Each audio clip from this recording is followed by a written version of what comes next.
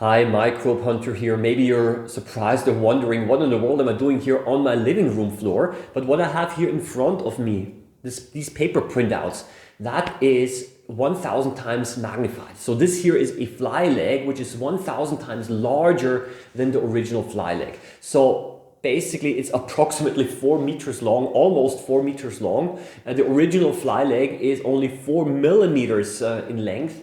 And what I've done is I've taken a picture of the fly leg under my microscope, and then I've printed it out quite large and I put everything together like a gigantic puzzle. You want to know now, why did I magnify everything? Because I want to compare the size of a virus in relation to this fly leg.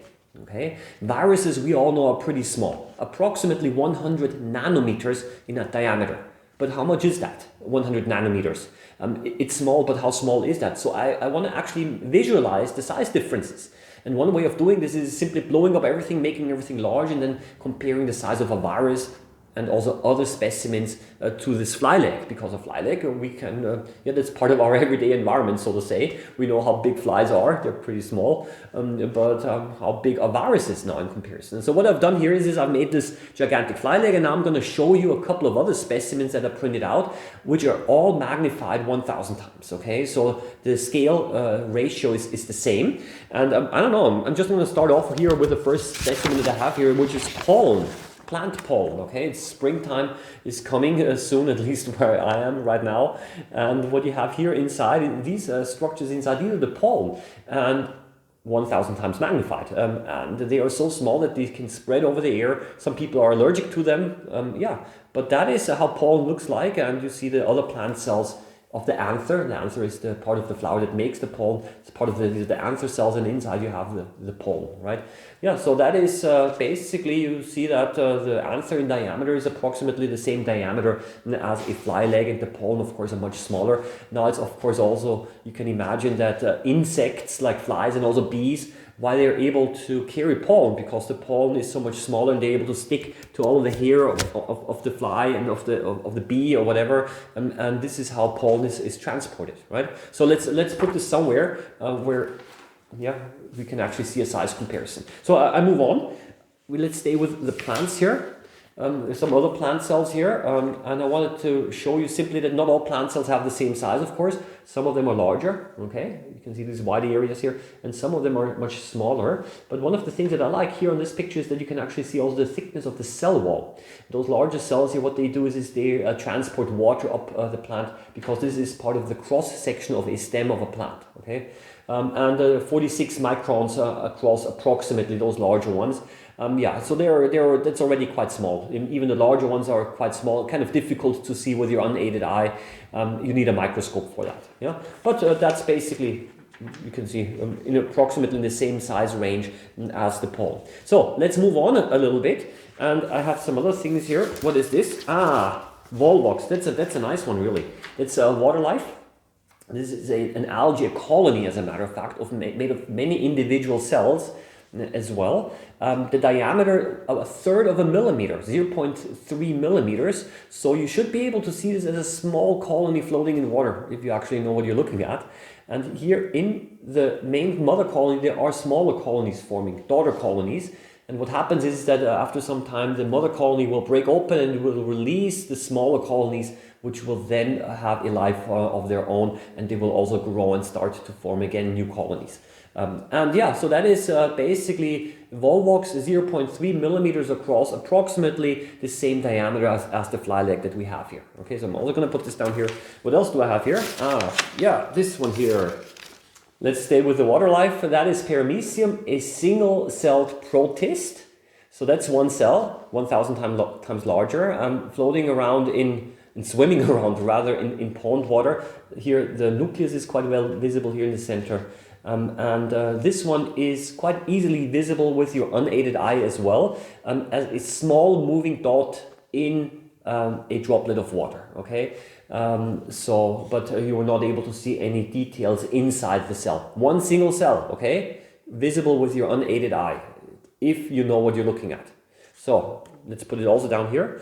And let's have a look at a few cells from a human being, because these are red blood cells, okay? Now you have to go closer a little bit. Okay, all of those circles here, 8 micrometers across, 8 microns across. Yeah, and now you know why there are so many of these red blood cells in a small droplet of human blood, because they're simply so small. Yeah, and there are millions and millions and millions of them, of course. I don't have to tell you.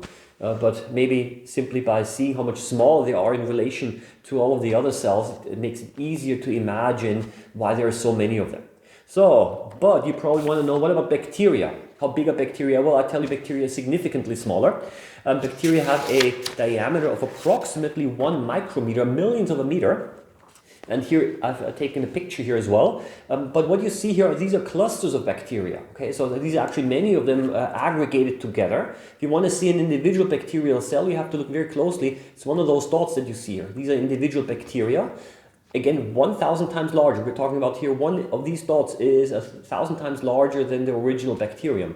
And now it's also easier for you to imagine why insects such as flies are able to carry so many bacteria around, because there has simply, fly legs have such a large surface area, and there's a lot of space for these bacteria to travel on insects. And as a matter of fact, not only insects, we human beings, on our skin and in our digestive system, we have even more bacteria growing on our body and in our body than we have own body cells.